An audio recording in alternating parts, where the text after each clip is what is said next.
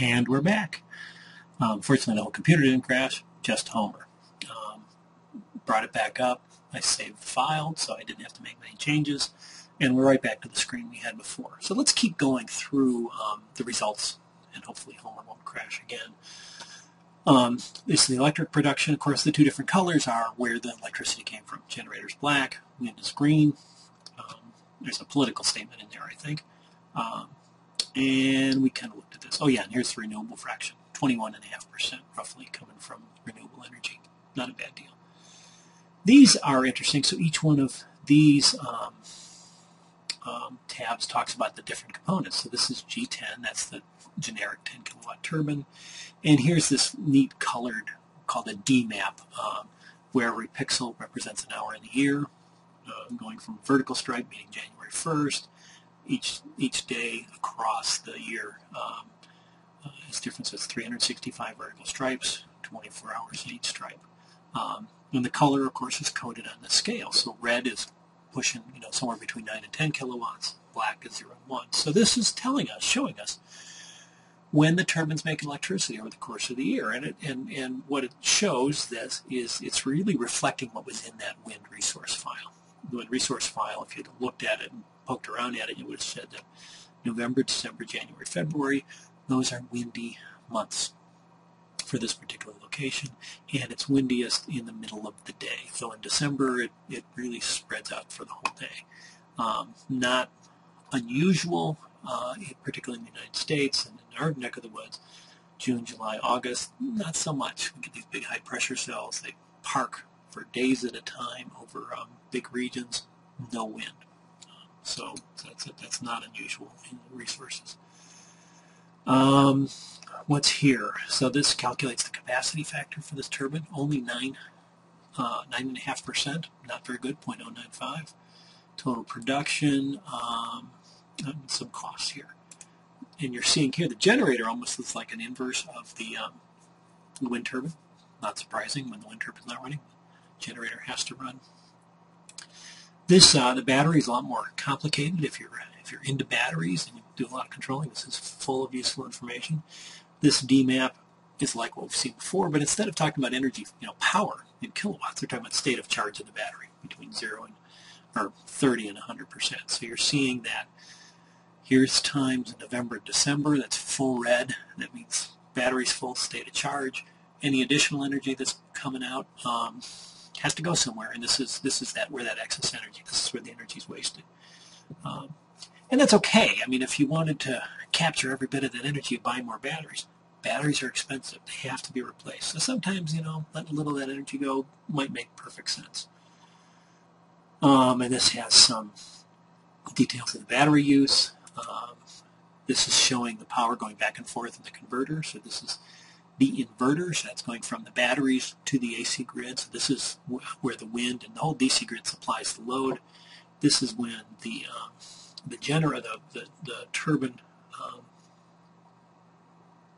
goes the other way. So it's the AC rectifier. So this is the AC charging the batteries. It's not clear to me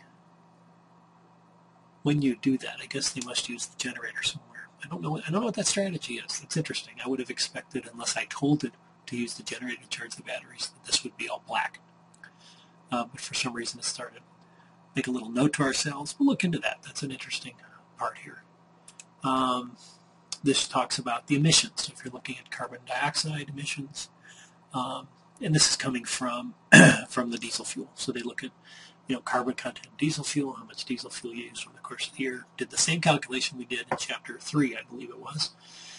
And they're looking at pollutants, sulfur dioxide, and nitrous oxides. These come from combusting petroleum products in any kind of engine. Particulate matter, diesels are pretty bad on the sulfur and particulate matter. Unburned hydrocarbon, this is not perfectly efficient burning. Carbon monoxide, same thing. And then over here is this area that just has just incredibly rich amount of data you can use. So this is looking at, you can look at every single day. I think we looked at this earlier. This is the actual power.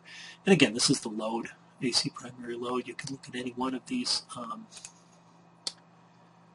features here. There's the wind speed. There's the how much is being served, which we already know is about the same. Rectifier battery, so it's the time series. And you can look at it on a monthly. Here's our Dmaps we looked at. So here's the Dmap. This is showing the wind speed. This is the wind resource itself. But you can pick all these different variables and recreate the Dmaps we were looking earlier. There's the inverter load. This is the excess electricity. I think we're going to be looking at this a little later. And as I predicted, those times where the battery state of charge, which is this graph, shows very high. I would have expected to see some red. It looked like it was red in the previous graph. Now we see, oh, it is. It's just a different scale. So they actually calculate as far as 112% of charge. But here, 94 to 103 is orange. And so here are these orange stripes in November, December, when the batteries are full up. They really can't accept any more charge. Or they probably can, but you're threatening damage to it. And here's the excess electricity. Sure enough, it's at the same time. These are periods of time when we could have generated electricity if we had some use for it. But we had to either dump it against a dummy load, a big resistor or something if it's a well-engineered system, or you just turn the wind turbine off during those times. Yeah, so it's all very interesting stuff. This is the rectifier again. This is the part I'm going to be a little confused about until I figure that out, but we'll get back to you on that. It's just a really rich data set. You can look at all sorts of different things.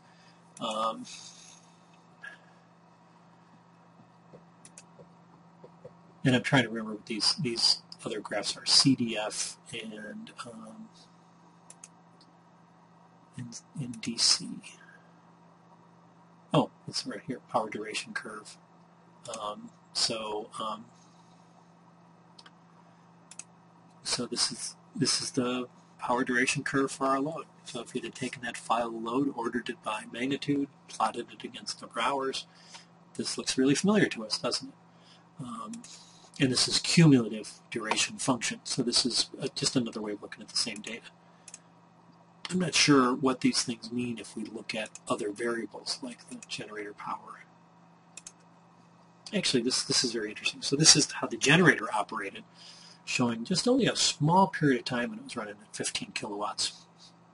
And it only ran for about 2,200 hours over the course of the time of the year. The reason this might be interesting is it kind of helps us answer some what-ifs. What if we only had a 10 kilowatt generator? Well, this is the size of the load that we couldn't meet with that generator. You know, we're requiring we need the generator for this now, so we have to find something else to do. And there's two things we can do. We can find another source for that energy, or we can decide to do without. And that's part that I want to experiment over the next couple of weeks, is this idea of doing without. I'll look at it a different way. It's not necessarily doing without. It's changing what we do. And what we'll see is that sometimes changing what we do can be a lot more effective, and by that I mean less expensive, than just finding another way to generate the electricity. Okay, so let's click out of there. And we'll spend some more time looking at all these different things. But the neat thing is that at any given time you can export this to this data to other file sources so you can incorporate into your own reports. Okay, that's about 8 minutes 50 seconds. What I want to do next is sensitivity analysis and see how we can explore the space a little bit more. And I think what I'll do is not tempt fate. We'll close this video, and we'll come back to the sensitivity analysis in the next video.